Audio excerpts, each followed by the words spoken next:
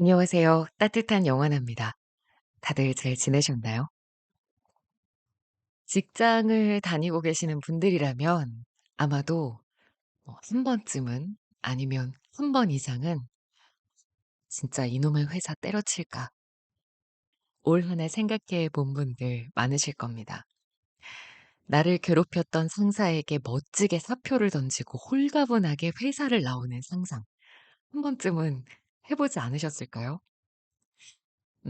아마 이 채널의 첫 번째 책부터 쭉 제 낭독을 들으셨던 분들이라면 아시겠지만 저는 바로 그 로망을 올해 여름에 이룬 사람이거든요. 무려 15년 동안이나 다녔던 회사에 사직서를 내고 지금은 한결 여유로운 마음으로 하루하루를 평온하게 보내고 있습니다. 물론 속된 말로 그냥 생각 없이 때려친 건 아니고요. 여러 가지 이유가 있었고 건강상의 이유가 가장 크긴 했지만 저도 오랫동안 다닌 회사에서 퇴사를 결심하기까지 정말 많은 시간을 고민하고 또 고민했습니다. 아마 건강의 이유가 없었다면 지금도 회사를 다니고 있었을 수도 있을 것 같거든요. 그만큼 퇴사라는 거 정말 쉬운 일이 아닙니다. 하고 싶은 마음은 누구나 있지만 그렇다고 함부로 쉽게는 할 수 없는 퇴사. 그래서 시중에도 이 퇴사를 다룬 다양한 책들이 정말 많은데요. 오늘 함께 읽어볼 책 역시 이 퇴사에 대한 이야기입니다. 오늘의 책은 사토 마사루의 퇴사가 간절한 날에 읽는 철학 이야기입니다. 저자인 사토 마사루는 일본을 대표하는 논객입니다. 일본 외무성에서 대러시아 외교 일을 했던 적이 있고요. 지금까지는 일본 사회를 비판하는 대표 논객으로 다양한 분야의 책을 쓰고 있는데요. 정치, 경제, 문학, 신학에까지 해박한 지식을 가지고 있어서 무려 100권이 넘는 책을 냈다고 합니다. 그럼에도 불구하고 이 책은 저자가 지금까지 출간해 온 책들과는 어떤 분위기가 다른 건 확실한 것 같아요. 물론 철학적인 이야기가 담겨 있긴 하지만 대부분의 직장인들이라면 고민하고 있는 이야기들을 철학을 통해 비교적 쉽고 가볍게 풀어냈습니다. 이 책에는 저자가 만든 네코노 시마오라는 가상의 인물이 등장합니다. 이 인물은 중소기업에 다니는 7년차 평범한 직장인인데요. 대학교 4학년 때 고양이를 돌보는 아르바이트를 통해 인연을 맺은 사토에게 전화를 해서 이 회사를 다니면서 생겼던 고민들을 털어놓으면서 대화가 시작된다는 가상의 상황을 설정하고 두 사람의 문답 형식으로 책의 내용이 전개가 됩니다. 여기서 사토가 바로 이 책의 저자인 거죠. 시마오의 질문들은 대부분 직장을 다니는 사람들이라면 누구나 한 번 이상 해본 고민들로 이루어져 있는데요. 저자는 그 고민들에 대한 현실적이고 즉각적인 해결책보다는 그 고민이 생길 수밖에 없는 근본적인 원인, 즉 철학에 대해서 깊이 이야기를 해 나가게 됩니다. 퇴사와 철학을 연결한다. 이 과연 퇴사에 대한 현실적인 고민에 대해서 어떤 철학들이 등장할지 좀 궁금해지더라고요. 먼저 이 책 속 가상의 인물인 네코노 시마오가 과연 무슨 일로 사토에게 전화를 걸었는지, 평범한 직장인인 그의 고민이 무엇인지를 우리도 알아야겠죠. 그 부분이 바로 1장에 등장합니다. 한번 읽어볼게요.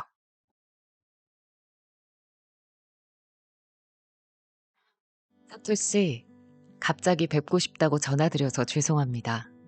아닙니다. 오랜만이라 반가웠어요. 감사합니다. 사실 요즘 계속 고민되는 게 있어서요. 고민이요? 주로 어떤 고민을 하시나요? 일? 돈? 인간관계? 음, 전부 해당되네요. 회사 실적이 좋지 않으니 연봉은 줄고, 제 입으로 말하기 뭐하지만 회사의 중요 업무에서는 배제된 채 단순 업무만 하고 있어요. 그렇다고 상사와의 관계가 좋은 편도 아니고 후배에게도 밀리고 있어요. 솔직히 말씀드리면 제가 앞으로 어떻게 일을 해야 할지 모르겠어요. 차분히 이야기해 봅시다. 즉, 회사에서 자신이 어떻게 될지 몰라 불안하다는 거네요. 맞아요. 앞으로 어떻게 일을 해야 할지 모르겠고, 제 미래도 불안하고요.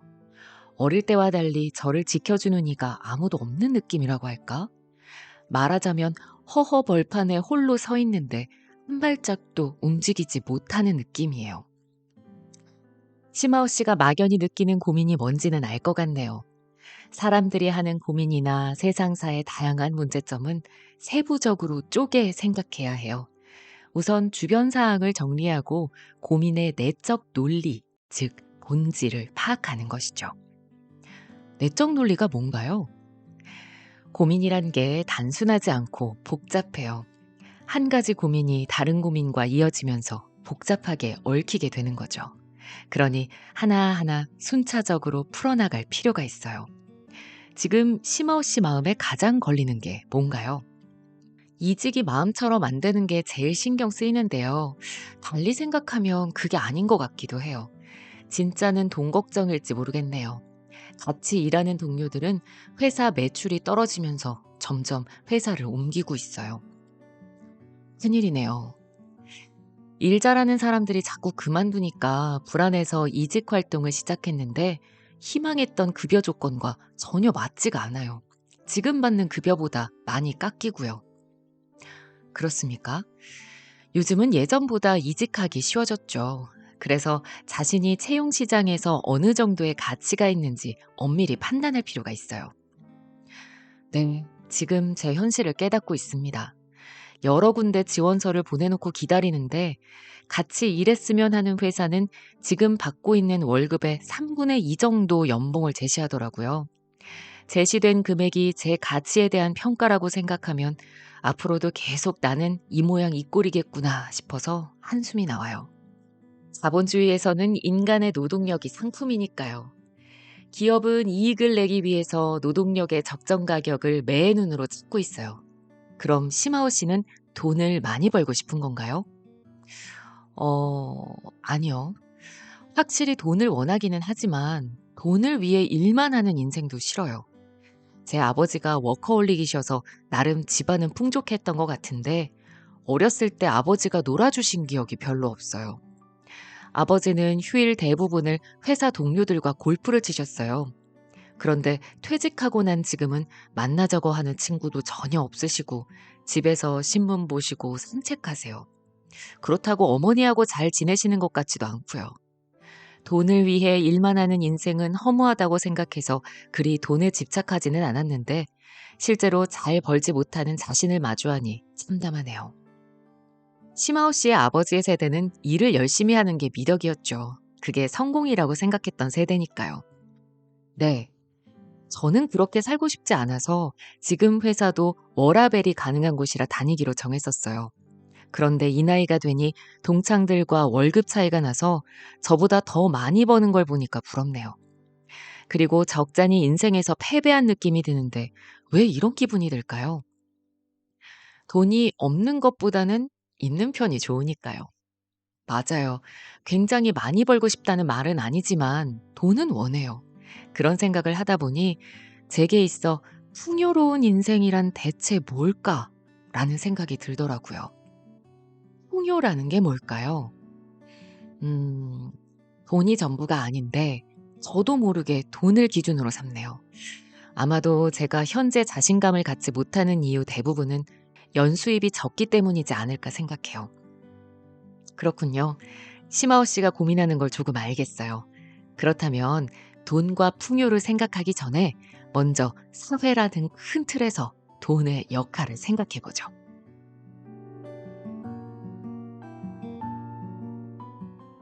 부라는 것은 돈과 같은 재화가 아닌 인간의 노동에서 나오는 가치잖아요. 하지만 인간은 쉽게 돈에 지배당하니 조심하지 않으면 안 된다는 걸까요? 네, 그렇죠. 뭐 그렇게 말해도 사람들은 대부분 돈을 원하지 않을까요? 저보고 배금주의자라고 말한다 하더라도 제 생각을 바로 바꿀 수 있지는 모르겠네요. 왜 돈을 갖고 싶어 하나요? 그건 사람들이 돈이면 뭐든지 할 수 있다고 착각하는 데다 인간의 돈을 갖고 싶다는 욕구에는 제한이 없기 때문이죠. 돈에 대한 욕구에 제한이 없다는 게 무슨 뜻인가요? 예를 들어 고급 식당에서 한 끼에 20만 원 하는 초밥을 먹을 수 있다면 먹고 싶겠죠? 물론이죠. 그런데 그 초밥을 365일 먹을 수 있다면 그건 실례요. 그럼 시마오 씨가 다른 사람한테 10만 원을 받았다고 합시다. 그 후 또 100만 원을 준다고 하면 갖고 싶지 않나요? 물론 갖고 싶죠. 거기에 추가로 1,000만 원을 줄 사람이 있다면요. 또 1억 원을 줄 사람이 나타나면요. 1,000만 원이든 1억이든 다 받고 싶어요. 알겠어요. 돈에 대한 욕구에 제한이 없다는 의미를요. 그래요. 사람은 먹을 수 있는 양, 가질 수 있는 물건 수도 한계가 있는데 돈은 아무리 늘어도 충분하다는 느낌이 없죠. 그래서 돈이 무섭다고 하는 거예요. 아무리 많이 벌어도 사람은 어느 일정 정도를 넘으면 자신의 욕망을 만족시킬 수 없게 되거든요. 이것을 경제학에서는 한계 효용 체감의 법칙이라 하죠. 한계 효용 체감의 법칙이 뭔가요? 효용이란 경제학 용어로 재화나 서비스를 소비했을 때 얻을 수 있는 만족도고, 한계 효용은 소비량을 하나 더 늘렸을 때 얻을 수 있는 만족도를 말해요. 그 만족도가 체감한다는 의미는 재화나 서비스의 소비량이 늘어도 만족도는 그만큼 상승하지 않는다는 뜻이죠. 시마오 씨, 목이 마를 때 마시는 맥주 첫 잔은 어떠세요? 맛있죠? 최고죠. 그럼 두 잔째, 세 잔째, 열 잔째는 어떠세요? 점점 술맛이 떨어지겠죠. 그런 거예요. 갖고 싶다는 욕망이 아무리 커도 거기에서 얻을 수 있는 만족은 한계가 있다는 의미인가요? 네, 맞아요. 돈은 아무리 많아도 만족이 되지 않기 때문에 돈이 늘어나는 그 자체에서 기쁨을 느끼는 거죠.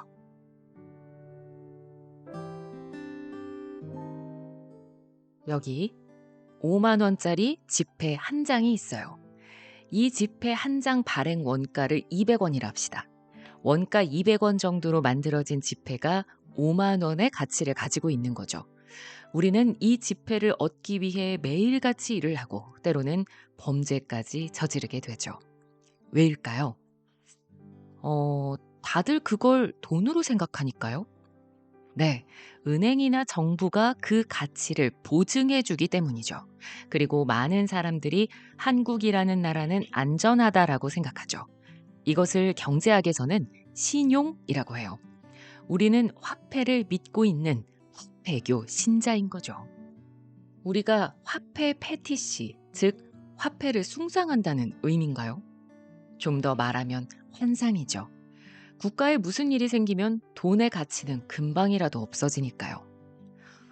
상상이 안 가네요. 저는 그런 체험을 한번 해봤어요. 소련 주재 대사관에서 근무했던 1991년 1월이었죠. 밤 9시 뉴스를 보고 있는데 아나운서가 오늘 24시를 기점으로 50루블, 100루블 지폐는 사용할 수 없게 됩니다.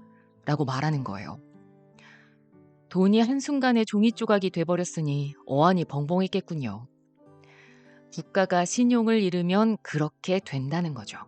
실제로 그전부터 루블 가격은 폭락하고 있었어요. 한국도 국채를 갚을 수 없는 상황이 되면 원의 가치는 폭락하겠죠. 최근 유행하는 비트코인 등 가상화폐는 지폐와 같은 실체조차 없어요. 바로 욕망과 기대만으로 가치가 생겨난 거죠. 하지만 우리는 앞으로도 자본주의 사회 속에서 살아가야겠죠. 돈과 어떻게 지내야 하는지도 생각해 봐야 할 것 같아요. 돈을 부정해서도 안 되겠지만 돈 자체를 가치로 생각해서도 안 돼요.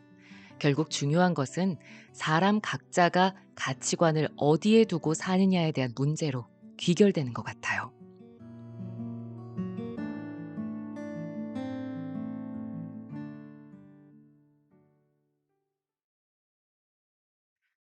우리가 직장에 다니고 일을 하는 근본적인 이유는 당연히 돈이 필요해서죠. 그래서 아마 이 책의 도입부 1장에서 돈 그리고 풍요에 대해서 좀 철학적으로 심도 있게 이야기를 좀 나눠 본 것 같습니다. 나에게 풍요로움이란 무엇일까? 풍요로운 삶이란 뭘까요? 돈이 많은 삶일까요? 그렇다면 얼마가 있어야 나에게 돈이 많다고 느껴질까요? 여러분도 한번 생각해 보세요. 사실 우리는 지금 자본주의 사회를 살고 있기 때문에 대부분의 것들이 돈으로 환산되고 돈이 있으면 할 수 있는 일들이 많아집니다. 그건 당연한 일인데요. 돈 자체가 절대적인 가치가 될 수는 없다는 저자의 말에 저는 정말 공감을 했거든요. 돈이라는 게 그렇잖아요. 100만 원이 있으면 1000만 원이 갖고 싶고, 1000만 원이 생기면 5천만 원이 갖고 싶고, 또 1억이 갖고 싶고, 이런 게 사람 마음이죠. 내가 정말 딱 만족해서, 아, 이 정도 있으면 되겠다. 더 이상 욕심 부리지 않을 수 있다라고 자신 있게 말할 수 있는 돈의 절대 액수라는 게 있을까요? 그러니 돈에 너무 가치를 크게 부여하지는 말되 그래도 돈은 우리가 살아가는 데 필요한 거니까 이 부분은 나만의 방식으로 잘 운용을 할 필요가 있다라는 게 저자의 의견인 것 같습니다. 그리고 이렇게 보시면 이 책에는 이렇게 한 장이 끝날 때마다 한 페이지로 정리하면이라는 이런 내용이 있어요. 이 장에서 이 저자가 말하고자 하는 걸 요약해서 한 페이지로 정리를 하거든요. 그래서 이 한 장의 내용을 다시 한번 간결하게 나도 좀 정리하면서 읽을 수 있는 부분이 이렇게 있기 때문에 좀 이 부분도 매력 포인트인 것 같습니다. 돈 다음으로 많은 직장인들이 고민하고 스트레스 받는 부분이 아마 회사 내에서의 인간관계일 겁니다. 직장인들 사이에서 이런 이야기들도 많이 하잖아요. 일이 힘든가, 사람이 힘들지. 저도 이런 이야기 회사 다닐 때 정말 자주 듣고 또 저 스스로도 자주 했었던 기억이 나는데요. 이 장이 바로 이 인간관계에 대한 철학의 내용을 다루고 있습니다. 첫 챕터부터 제목이 아주 마음에 팍 와닿아서 저도 모르게 피식 웃었거든요. 이해 안 되는 사람이 조직 내에 존재하는 게 정상. 네. 어떤 내용인지 함께 읽어보시죠. 토씨, 오늘은 다른 고민이 있어서 왔습니다. 요즘 상사와 잘 맞지 않아서요. 인간관계가 문제인가요? 직장에서는 많든 적든 사람들 사이에 충돌이나 알력이 생기는 법이죠. 오히려 직장에서 그런 일이 안 생기는 게 힘들 겁니다. 그건 알고 있어요. 회사에는 여러 사람이 보이니까요. 하지만 직속 상사한테 제대로 평가받지 못하는 느낌이 들어서요. 지난번에 제 후배가 진급시험에 합격했어요. 저보다 3살이나 아래지만 커뮤니케이션 능력이 뛰어나서 상사도 동료들도 그 후배를 좋아해요. 시마오 씨는 승진해서 미끄러졌군요. 네, 저는 커뮤니케이션 능력으로 보면 사람들과 사귀는 게 능숙하지 않은 편이죠. 그래서 저에 대한 부정적인 평가도 전부 그게 원인이 아닐까 생각해요. 상사 중에는 고압적인 태도로 일을 떠넘기는 사람도 있는데 그런 사람조차도 그 후배에게는 상냥하게 대해요. 제가 못난 사람이라 그런지 그런 일에 상처받아요. 우선 시마오 씨에게 확인하고 싶은 게 있어요. 원래 시마오 씨는 상사나 동료 모두와 좋은 관계를 맺기를 원하시나요? 그렇죠. 관계가 좋은 게 좋은 거 아닐까요? 처음부터 이렇게 말해서 좀 그렇지만 사람과 사람이 모이는 장소에서 모두 사이좋게 지낸다는 것은 겉모습에 불과해요. 불가능하다고 해도 지나친 말이 아니죠.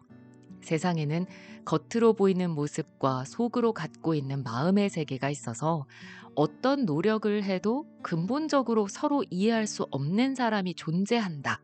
라는 걸 분명히 이해하고 사람을 상대해야 해요. 서로 이해할 수 없는 사람이 존재한다고 생각하자는 거죠. 네, 그렇게 생각하면 사람한테 미움받는 걸 두려워할 필요가 없게 되죠. 그래도 여전히 신경이 쓰여요. 저한테 함부로 대하는 사람이 있으면 제가 잘못한 게 있나 하고 생각하게 돼요. 시마오 씨는 파레토 법칙을 알고 있나요? 회사 매출의 80%는 우수한 사원 20%에 의해 창출된다는 이야기를 들은 적 없나요? 아, 그거 일개미의 법칙 아닌가요? 개미 집단에서 정말 일하는 개미는 극히 일부라고 하는 법칙이요. 파레토 법칙은 일부 구성원의 집단의 급여나 평가가 집중된다는 경험치에 근거한 이론이죠. 시마우씨가 말하는 일개미 법칙도 이 파레토 법칙의 일종이라고 말할 수 있겠죠. 개미 무리 중 매우 열심히 일하는 개미, 일하는 개미, 게으른 개미의 비율이 2대 6대 2라고 해요. 네, 확실히 그런 것 같네요. 파레토 법칙이 엄밀하게 증명된 이론은 아니지만 비즈니스 등 다양한 상황에 맞아 떨어지고 있어요. 그리고 사실 이 2대 6대 2 법칙은 비즈니스뿐만 아니라 인간관계에서도 적용될 수 있어요. 파레토 법칙을 인간관계에 적용시켜 보면 사람 중 20%는 나를 좋아하고 60%는 평범한 관계고 20%는 싫어한다고 생각하면 되는 거죠. 많은 사람들은 자신을 싫어하는 20%를 보고 쉽게 위축되지만 그 외에 자신을 좋아하는 20% 또는 자신을 좋아하지도 싫어하지도 않는 60%로 눈을 돌리면 관점이 달라지겠죠. 자신을 좋아하는 20%와 자신을 좋아하지도 싫어하지도 않는 60%로 초점을 맞추라는 거죠. 네, 맞아요. 사람은 자신이 신경 쓰는 부분에만 눈을 돌리죠. 시마오 씨는 본인을 싫어하는 20%의 사람만 보고 있는 것 같아요. 그건 전체를 보고 있지 않다는 증거예요. 큰 그림에서 보면 시마오 씨와 잘 맞지 않다고 느끼는 사람은 회사 전체에서 단 20%입니다. 그런 사람 때문에 마음을 졸이기보다는 일을 원활하게 할 생각을 하면 돼요. 거만한 태도를 보이는 사람, 고압적인 말투를 사용하는 사람을 만나도 이 사람은 나와 맞지 않는 20%의 사람이다 라고 생각하면서 신경 쓰지 않는 것이 중요합니다. 어떤 사람이든 누군가에게는 미움받는 게 세상사 이치입니다. 미움받고 싶지 않다, 미움받는 것이 무섭다라고 생각하는 마음이 강하면 무의식적으로 사람에게 휘둘려서 자기 자신으로 존재하지 못하게 되는 거죠. 결국 자기 인생의 주체성을 잃게 되는 거예요. 단 20%의 사람 때문에 인생의 주체성을 잃게 된다는 건 별로 합리적이지 못한 태도 같아요. 회사는 다양한 인격체가 모이는 장소이므로 내가 다른 사람에게 미움을 받는다는 건 정상이라는 증거입니다. 그러니 인간관계에 대한 걱정에 쓸데없는 에너지를 쓰지 않는 게 중요합니다.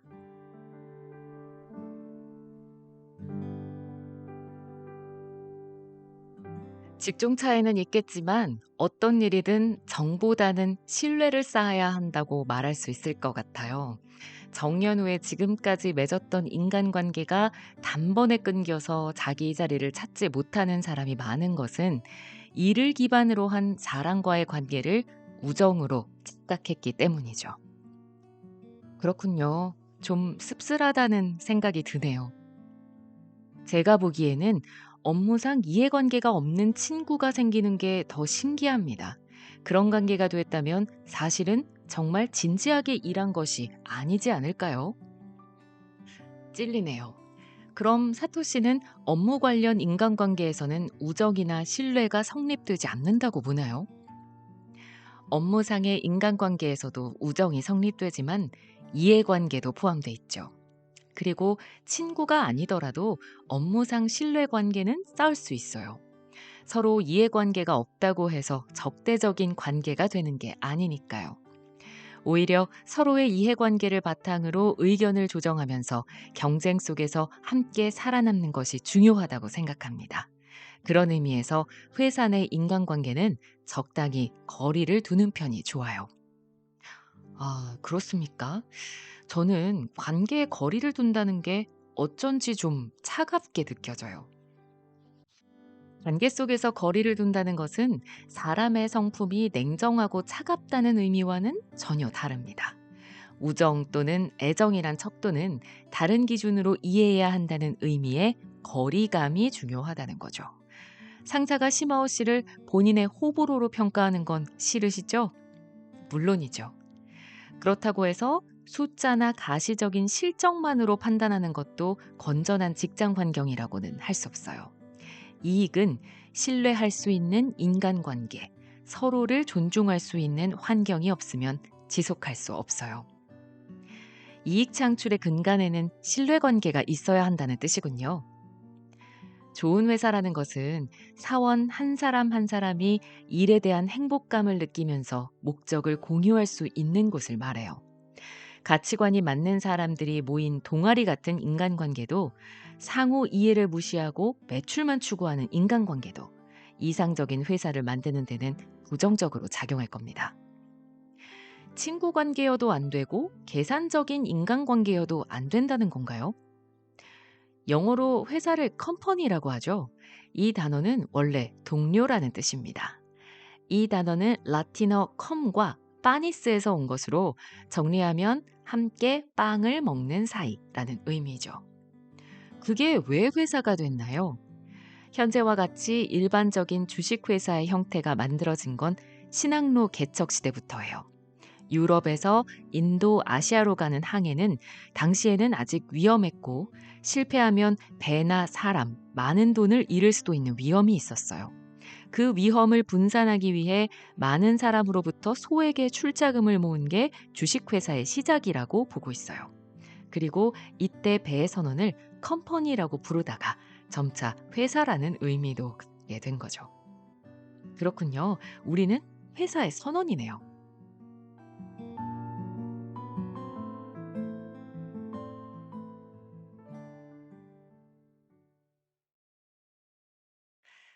한때 미움받을 용기라는 책이 열풍을 일으킨 적이 있었죠.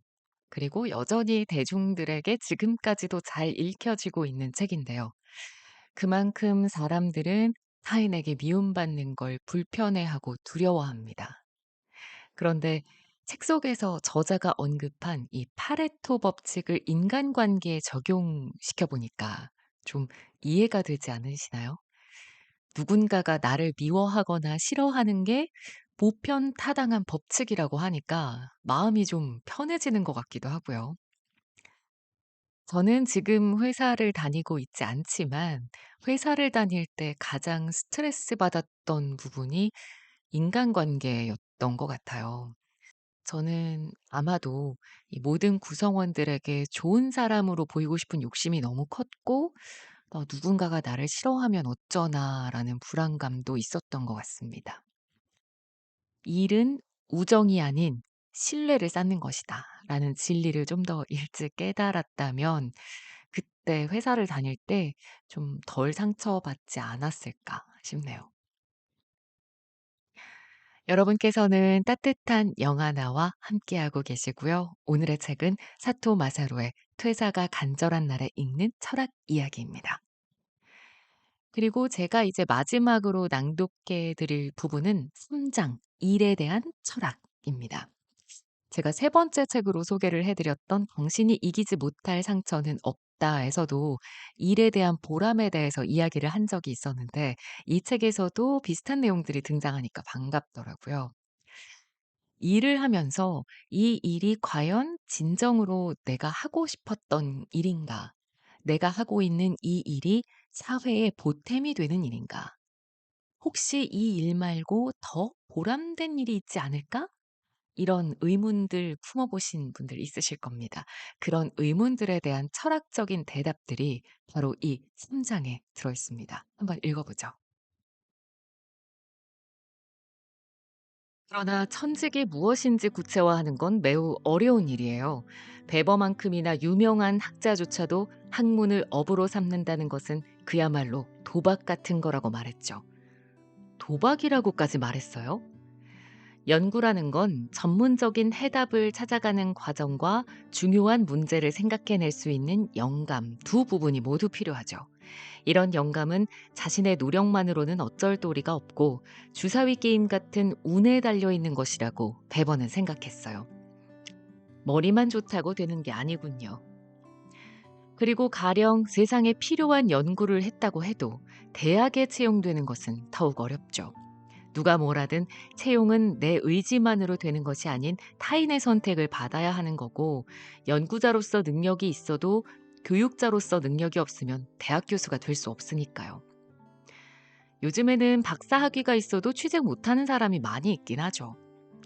그래도 학문을 업으로 삼아 진리를 추구하려는 사람들 덕분에 우리 사회는 지탱되고 있어요.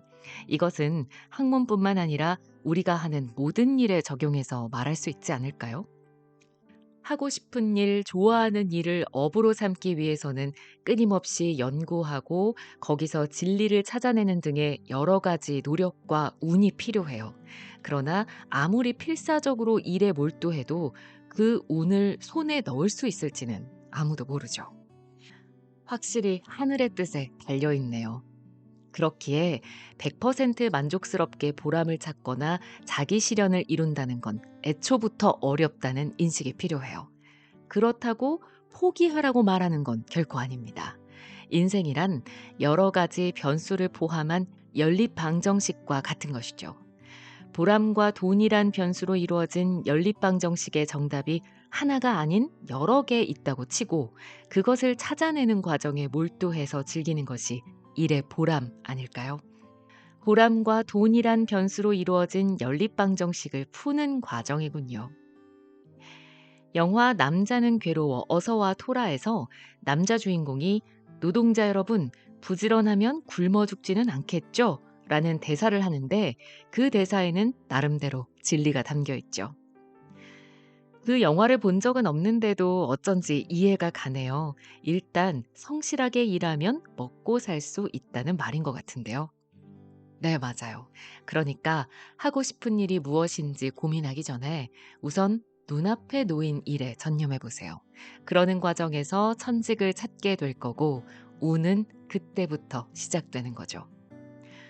보람이냐 돈이냐 고민하기 전에 일단 눈앞의 일에 집중하라는 거군요.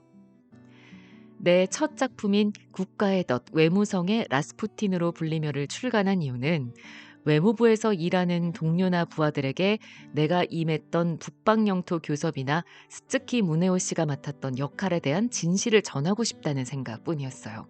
그때 제가 직업 작가가 되리라고는 꿈에도 생각하지 못했죠. 하지만 지금 와서 돌이켜보니 작가가 천직이었던 것 같아요. 천직은 먼저 정하는 것이 아니라 눈앞에 놓인 일에 몰두하다 보면 알게 되는 건지도 모르겠어요.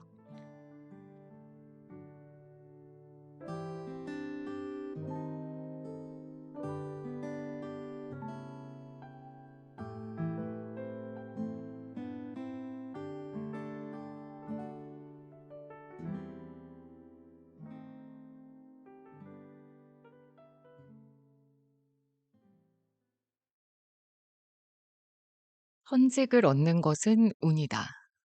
그렇다고 운이라고 해서 포기하라는 게 아니라 다양한 방법과 연구를 통해 내가 생각하는 그 천직에 한 발짝 한 발짝 다가가는 과정 자체를 소중하게 여겨라. 이게 바로 저자의 의미네요.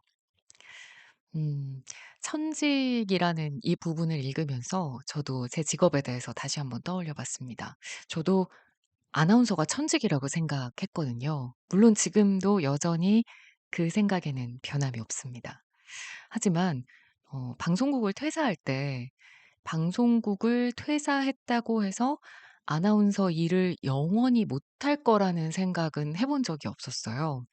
꼭 어떤 방송국에 소속이 돼서 TV에 얼굴이 나오고 라디오에 목소리가 나오는 것만이 의미가 있다고 생각하진 않거든요. 자신이 정말 좋아하고 있는 일, 하고 싶은 일의 요소를 끄집어내서 이루어낼 수 있는 방법을 다방면으로 생각해 보라는 저자의 말처럼 특히나 요즘처럼 매체가 다양해진 시대에 내가 할 수 있는 역할이 오히려 더 넓어질 수도 있을 거라는 가능성을 저는 본 것 같습니다. 그래서 이렇게 유튜브에서 낭독하는 일을 시작한 거기도 하고요.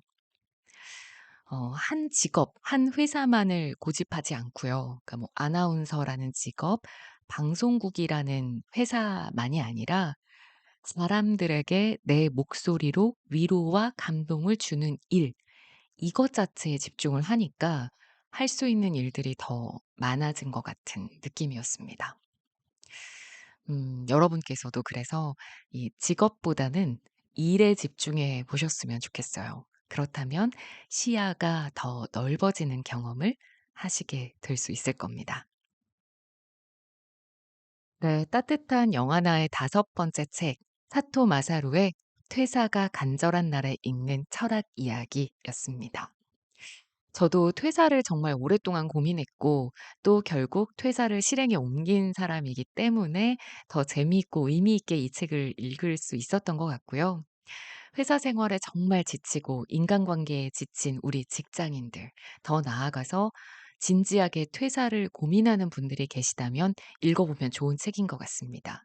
이 책의 부제처럼 나는 단지 퇴사가 하고 싶은 건지 아니면 혹시 근본적으로 다른 고민이 있는 건 아닌지, 정말 그 근본적인 고민에 대한 해결책이 오로지 퇴사인지 그 부분을 생각할 수 있는 책인 것 같아요.